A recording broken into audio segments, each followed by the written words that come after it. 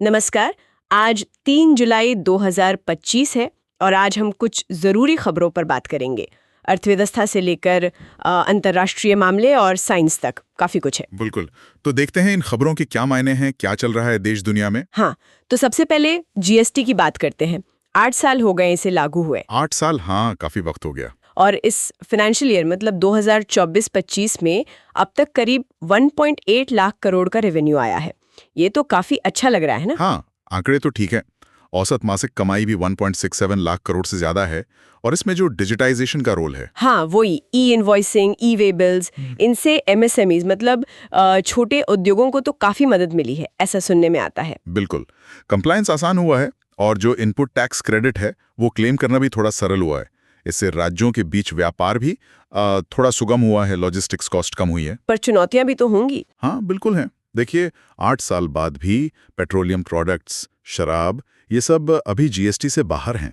सही। और जो सबसे बड़ी दिक्कत है वो है जीएसटी अपैलेट ट्रिब्यूनल, मतलब जो विवाद सुलझाने के लिए खास कोर्ट बननी थी। हाँ, वो तो कई राज्यों में अभी तक चालू ही नहीं हुई है। एग्जैक्टली।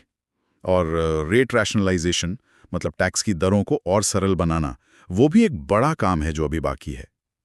इसके लिए पॉलिटिकल विल चाहिए होगी। अच्छा, अब जरा खेल की तरफ चलें। सरकार ने नई नेशनल स्पोर्ट्स पॉलिसी 2025 को मंजूरी दे दी है। हाँ हाँ, सुना है इसके बारे में।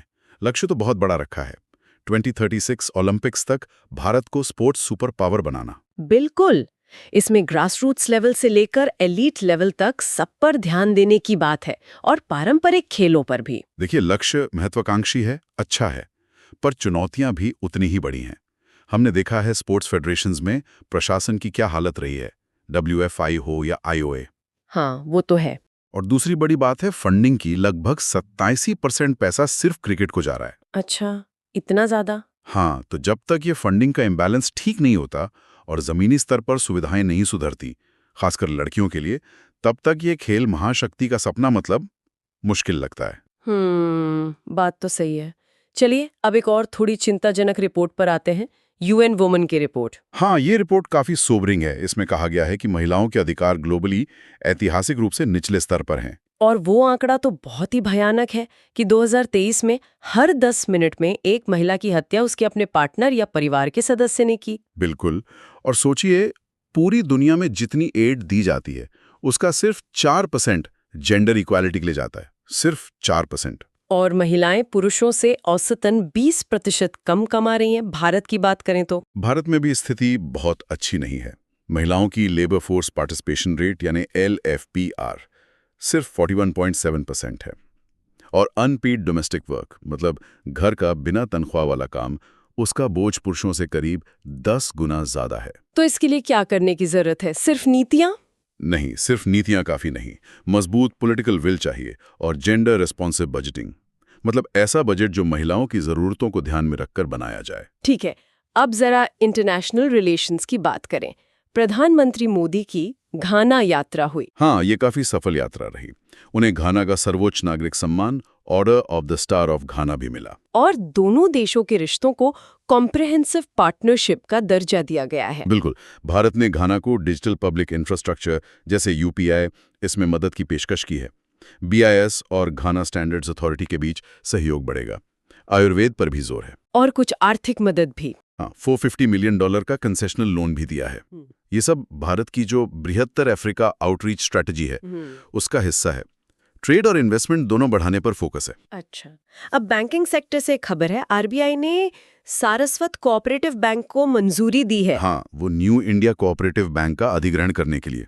वो बैंक धोखाधड़ी का शिकार हुआ था। ये RBI की वॉलंटरी अमेलगमेशन स्कीम के तहत है ना? हाँ, बिल्कुल।